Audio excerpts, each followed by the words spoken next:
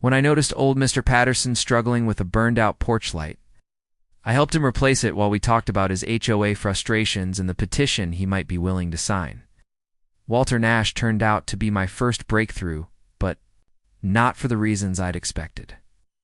When I knocked on his door and asked if we could talk privately, I expected to face the same frightened compliance I'd seen at the meeting. Instead, Walter invited me in for coffee and immediately started venting.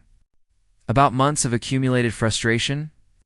"Owen," he said, settling into his favorite armchair, "I've been living here for 15 years, and I've never seen anything like what that woman is doing to our community." What surprised me was learning that Walter was a retired Army sergeant who'd spent 30 years dealing with legitimate authority structures. "I know what real leadership looks like," he continued, "and I know what abuse of power looks like. That woman has been playing psychological warfare games on civilians, and I'm ashamed I let her intimidate me for as long as I did." The more Walter talked, the more I realized that Vicky's gun hadn't just been a threat against me. It had been the culmination of months of psychological warfare against the entire community. She'd been training people to be afraid of her too, accept her authority without question, to believe that resistance would only bring more punishment. "Walter," I said carefully, "what if I told you there might be a way to change things? Not through confrontation or arguments, but through the community's own rules." Walter's military background had taught him to respect legitimate chains of command, but it also taught him to recognize when someone was operating outside proper authority. "You show me a legal way to remove that woman from power," he said firmly, "and I'll be the first to sign up. I didn't serve my country for 30 years just to watch some gun-toting wannabe dictator terrorize my retirement community." With Walter's support secured, I began the delicate process of approaching other residents. I couldn't be direct about my plans because word would inevitably get back to Vicky. I had no doubt she'd escalate her threats if she felt her position was being challenged. Instead, I focused on listening to people's complaints and concerns, offering practical advice about their rights under the original HOA charter, and gradually building trust through small acts of neighborly support.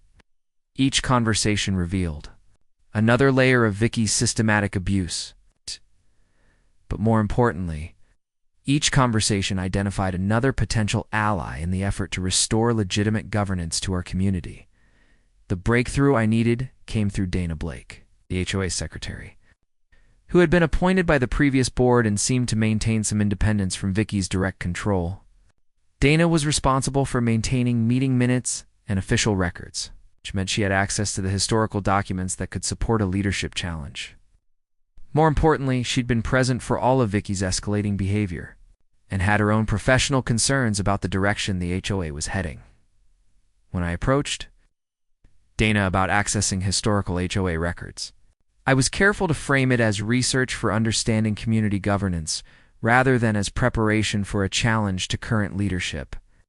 We met at a small coffee shop outside the development, and she glanced around 3 times before sliding the folder across to me like she was passing classified documents to a resistance operative.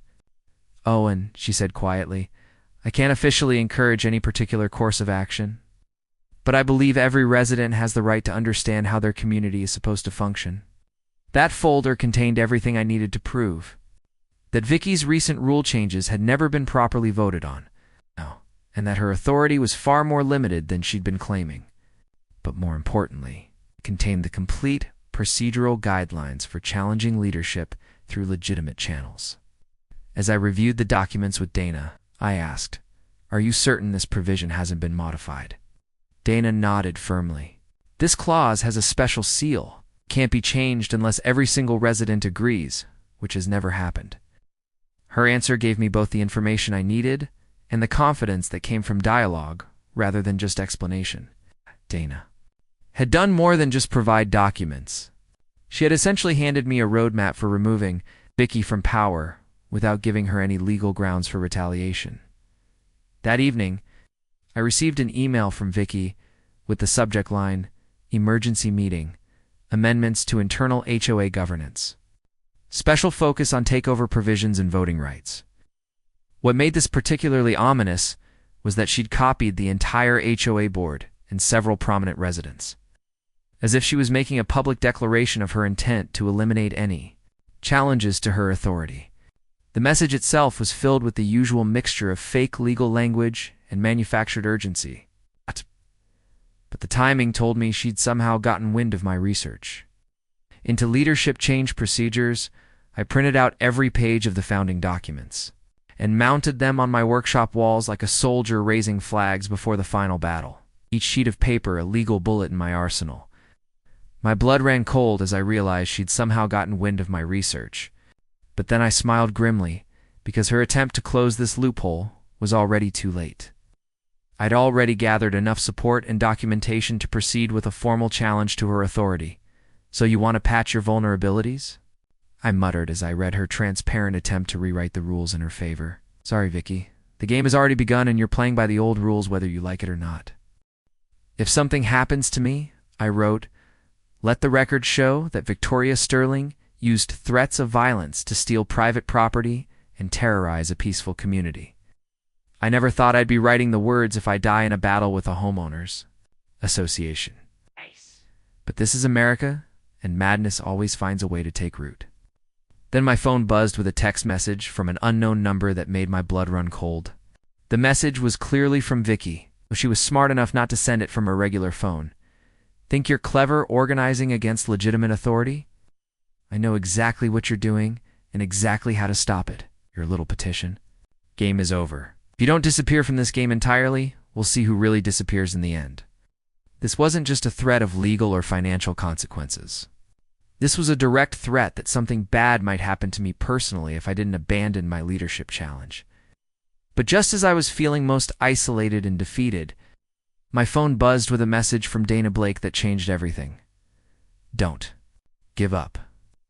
I found the complete meeting records from 1996, when the original governance rules were established.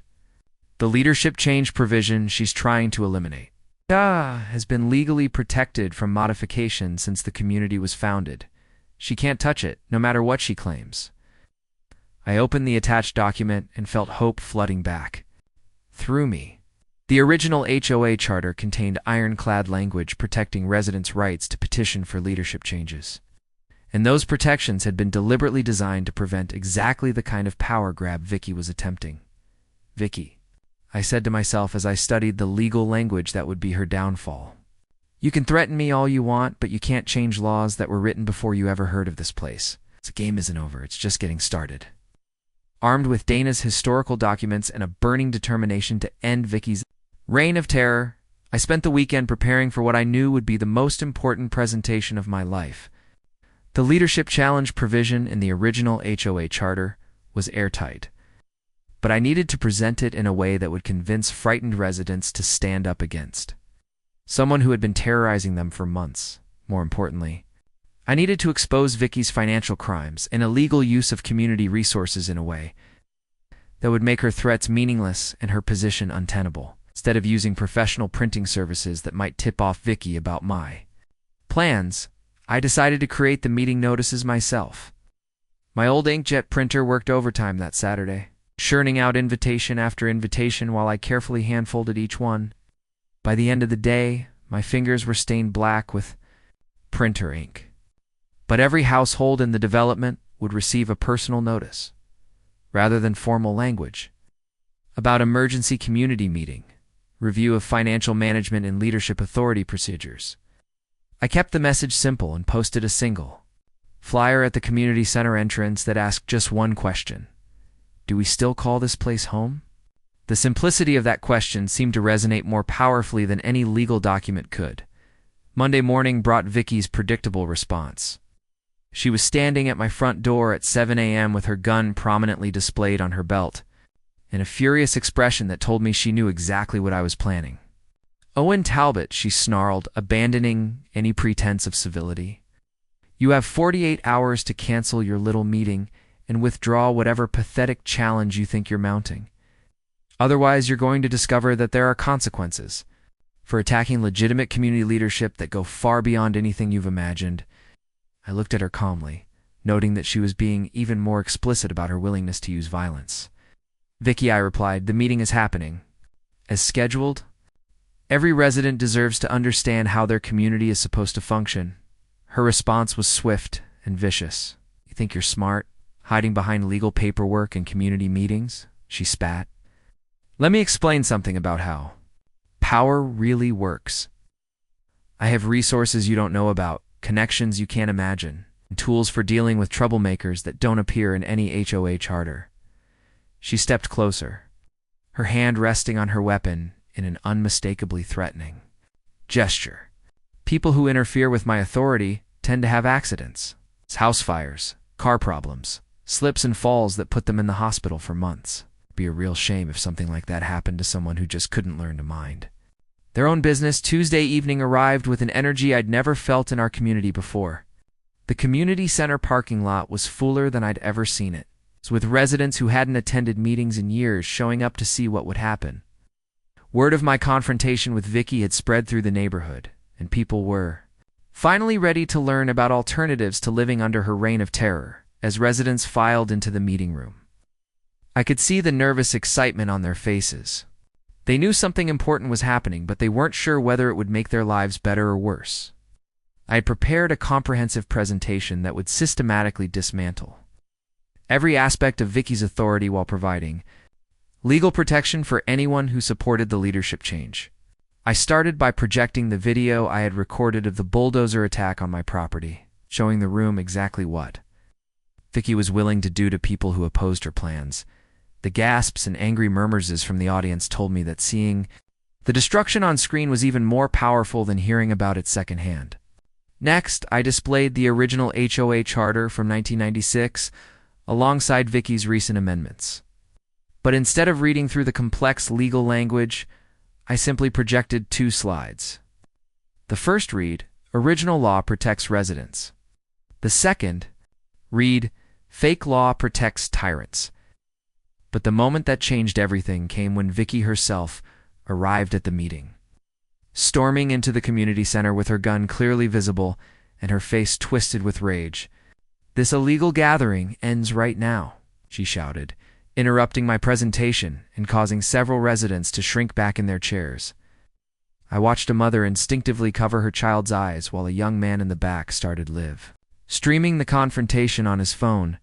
"Owen Talbot is trying to destroy our community with lies and manipulation, and I won't allow it."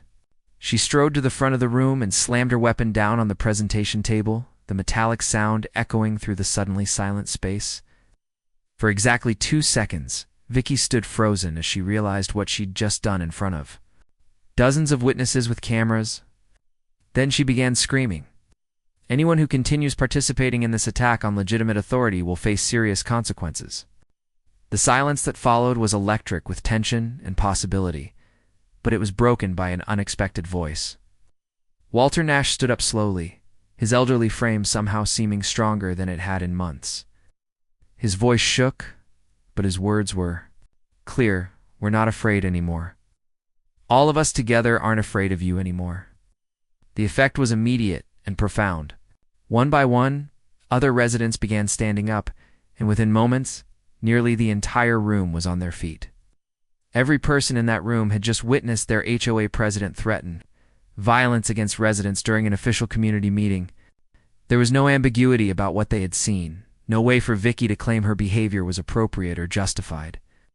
"Thank you, Vicky," I said calmly, making sure my voice carried to every corner of the room. "You've just demonstrated for everyone here exactly how you've been governing this community through threats of violence against anyone who questions your authority." I turned to address the room directly. "Ladies and gentlemen, this is not how legitimate leadership behaves. And according to the original HOA charter that governs our community, we have both the right and the responsibility to change leadership that has become harmful to our collective welfare, according to Section 4, subsection 6 of the original HOA governance documents." I continued, pulling out the legal language that Dana had helped me find. "I formally petitioned for the removal of Victoria Sterling from her position as board president and the assumption of emergency leadership authority pending new elections." I looked directly at Vicky, who was staring at me with undisguised hatred. "Vicky Sterling, your reign of terror is over. Please remove yourself from this meeting and from any position of authority in this community." The silence that followed my formal challenge to Vicky's authority stretched for what felt like an eternity. But I could see the shift happening in real time across the faces of my neighbors. Fear was giving way to anger. Submission was transforming into determination. And the psychological hold that Vicky had maintained through months of intimidation was finally breaking. Walter Nash was the first to speak, his voice stronger than I'd heard it in months. I second Owen's petition for leadership change. Vicky Sterling has been a threat to this community since the day she arrived, and it's time for her to go. One by one, other residents began voicing their support. A neighbor stood up and described the garden harassment that had made her afraid to maintain her own property. The Henderson family detailed the arbitrary fines and manufactured violations that had cost them hundreds of dollars. Each testimony added to a growing chorus of anger and determination that filled the community center with an energy I'd never experienced before. When it came time for the formal vote, the sight was remarkable. Hands raised in unison across the room like a wave of collective determination. A 10-year-old boy who'd come with his parents carefully counted each raised hand, his voice trembling with excitement as he announced, 43 for removing the mean lady. 0 against. But the most powerful moment came when an elderly woman near the front stood up and declared, "Your gun isn't bigger than all our votes together." Vicky's response to this uprising was as predictable as it was desperate. She grabbed her gun from the table and waved it at the crowd, her voice rising to a near shriek. "You pathetic fools don't understand what you're doing. I am the only thing standing between this community and complete chaos. Without strong leadership, property values will collapse, crime will skyrocket, and everything you've worked for will be destroyed." But her threats no longer carried the psychological weight they once had. Instead of cowering, residents were pulling out their phones to record her meltdown, creating a permanent record of her complete unsuitability for any leadership position. The transformation in community dynamics was remarkable to witness. People who had been isolated and frightened for months were suddenly supporting each other, sharing contact information, and making plans for positive changes they wanted to implement. Once Vicky was removed from power, the vote to remove her from the board presidency was unanimous among the residents present, with only Vicky herself opposed. But more importantly, the vote to transfer emergency leadership authority to me, while new elections were organized, passed by the same overwhelming margin. As the official results were announced, Vicky's mask of authority finally slipped completely. She screamed about lawsuits and revenge, threatened to destroy the community rather than lose control of it, and made increasingly wild claims about her connections and resources for fighting back. But her words rang hollow in a room full of people who had finally seen through her manipulation tactics. When Walter Nash quietly mentioned that someone should probably call the police about the gun threats, Vicky seemed to realize that her game was truly over. The weapon that had been her primary tool for maintaining control had become evidence of criminal behavior that could land her in prison. The next few days brought a cascade of consequences that reshaped our entire community. The police investigation into Vicky's threatened use of weapons during community meetings resulted in charges for terroristic threatening and illegal intimidation. The financial audit that Dana Blake conducted revealed over $12,000 in unauthorized expenditures, including the bulldozer attack on my property, various fake consulting fees, personal expenses charged to the HOA account. Vicky had been treating community funds like her personal bank account, while threatening residents who questioned her financial management. When she attempted to file appeals with the county planning office, her complaint was rejected with a note reading, "Evidence of misconduct documented in public recordings. Complaint lacks merit." But perhaps the most satisfying consequence was watching Vicky's complete social isolation within the community she had tried to dominate. Neighbors who had once been terrified of her now crossed the street to avoid contact, refused to acknowledge her presence, and made it clear that she was no longer welcome at any community gathering. The psychological power she had wielded so effectively evaporated once people realized she was just a bully with a gun rather than a legitimate authority figure. Her house, which had once been the unofficial headquarters of community intimidation, became a symbol of failed tyranny that everyone actively avoided. A week after the vote, something remarkable happened that showed me how deeply our community had healed. Without announcements, forms, or oversight, the neighbors organized a small gathering by the lake. No one called it a meeting. Like a reunion of survivors, Walter brought folding chairs from his garage. The Rodriguez kids carried pictures of fresh lemonade. Even Mrs. Patterson showed up quietly, handing me a tray of homemade lemon bars without a word. We locked eyes briefly, and I saw the apology in her silence. I nodded once. That was enough. Children ran around the mended shoreline, laughing as they named the new fish someone had quietly restocked in the lake. "This one's called Liberty," a boy shouted, pointing at a small base. "That one's Justice," someone else added, giggling at a sunfish near the dock. I couldn't help but laugh at their innocent wisdom. We hadn't just reclaimed land, we'd reclaimed something deeper. Trust, community, peace. The contrast between life before and after Vicky's removal was remarkable. Children were playing outside, again without fear of arbitrary rule violations. Neighbors resumed their traditions of sharing garden produce and helping each other with projects. The community center began hosting social events that people actually wanted to attend rather than mandatory meetings designed to reinforce someone's authority. Even simple things like dog walking and morning jog became pleasant again because people no longer had to worry about triggering some manufactured citation or confrontation. The fear that had poisoned our community for months finally lifted, replaced by the kind of neighborly cooperation that makes suburban life actually enjoyable. Within 2 weeks of her removal from the HOA board, Vicky's house went up for sale. I watched from my newly restored lake shore as the moving trucks carried away her belongings, ending a chapter of community trauma that had lasted far too long. The lake itself was recovering beautifully with the help of several environmentally conscious neighbors. I had been able to repair most of the damage from the bulldozer attack. The wild ducks had returned to their feeding grounds. The old willow tree, though scarred, was sprouting new growth. The flat stones along the shore once again reflected the sky like mirrors.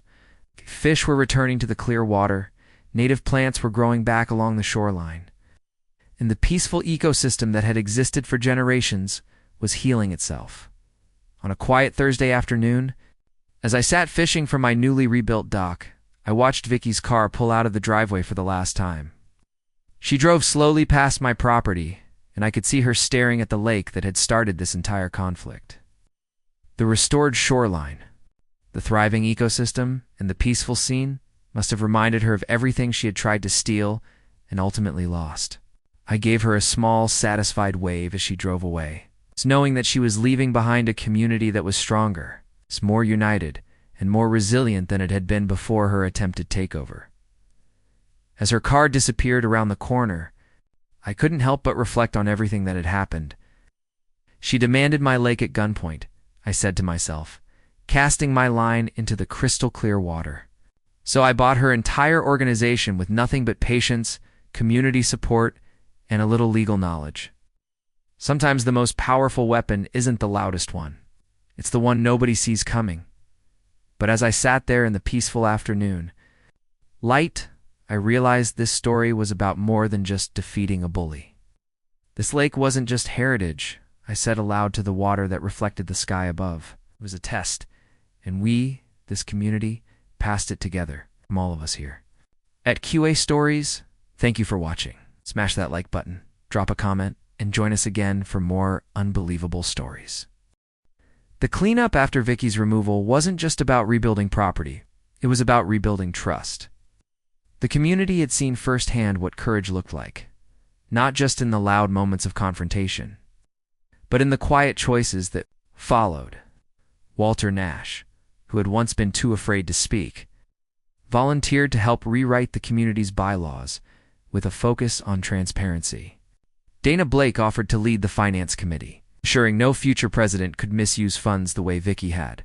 We formed neighborhood groups, focused on shared responsibilities, maintaining public spaces, organizing lake cleanups, and creating a conflict resolution board independent of any single individual's power. Each group operated under open-door policies. No more secret meetings, no more fear. When the new elections came, the turnout was unprecedented.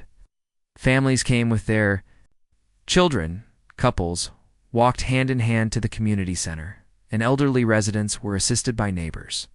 The energy was hopeful, focused not on anger, but on ensuring this never happened again. I declined to run for permanent leadership, believing my role was to help people find their voice, not become the next authority. Instead, I supported 3 candidates who had shown integrity and care during the ordeal. Among them was Mrs. Patterson, who had once quietly passed me those lemon bars. Her apology had turned into action. She spearheaded efforts to start a community garden. Then there was Raymond Lee, a retired school teacher who had documented much of Vicky's abuses and helped organize residents legally. And finally, Alicia Cruz, a young single mom who had fearlessly spoken out at the vote and inspired a wave of younger participation. The new board passed reforms that protected whistleblowers, capped leadership terms, and required public disclosures of HOA expenditures. They opened an online portal so anyone could see in real time where community funds were going. It wasn't perfect, nothing is. But it was honest. That honesty gave people peace. Meanwhile, the lake became more than just scenery again. It became a symbol. Every week, families gathered by its shore. Children laughed, not worried about citations. Elderly couples strolled without fear of being reported. And I sat often at the end of that dock, casting my line, not always hoping for fish, but always grateful. The headlines in local papers called it the small town that took back its voice. But for us, it wasn't about making news. It was about making peace. About proving that when people stand together, even against someone with power, weapons, and threats, they can reclaim more than property. They can reclaim each other. And so we did, together. In the weeks that followed Vicky's departure, the transformation within our community deepened in ways none of us had expected. There were no grand proclamations, no new regimes imposed to fill the power vacuum. Instead, something quieter and more authentic began to take root. We had survived something ugly and emerged stronger because we had done it together. Neighbors who had never spoken beyond a polite nod were now stopping to chat about their gardens or weekend plans. Children played together across lawns without their parents fearing arbitrary rules. People began painting their mailboxes, mending old fences, even planting wildflowers along the roadside. These weren't acts of rebellion against a former tyrant. They were acts of healing. Walter Nash, the elder who had been the first to stand up during the meeting, was now treated like a respected statesman. His courage had sparked something in all of us. He began hosting weekly coffee hours on his porch, inviting anyone who wanted to talk or share ideas. What started as 3 or 4 people soon became a dozen. He'd call them porch summits, and they became a place of laughter, discussion, and unity. Dana Blake took the lead on drafting a new, transparent HOA charter. Every section was reviewed in open forums, every resident encouraged to contribute. We debated lawn height limits and noise curfews like we were designing the constitution of a small nation. And in a way, we were. We were building a government that reflected our values. It's not one that ruled by fear. One of the more symbolic moments came when a group of teens, who had once been fined for building a treehouse without a permit, finished. A new one this time, with community approval. A ribbon-cutting ceremony was held, complete with cupcakes and music.